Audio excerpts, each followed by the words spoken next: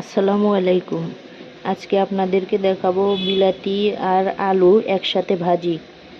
আপনারা হয়তো অনেকেই জানেন না।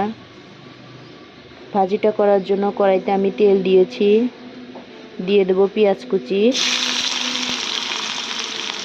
কাঁচা লঙ্কা।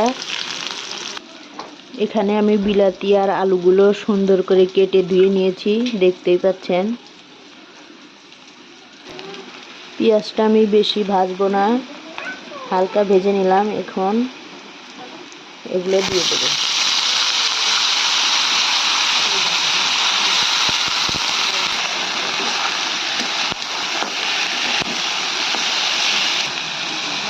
দিয়ে দিলাম স্বাদ মতো লবণ, দিয়ে দেব সামান্য হলুদ গুঁড়ো,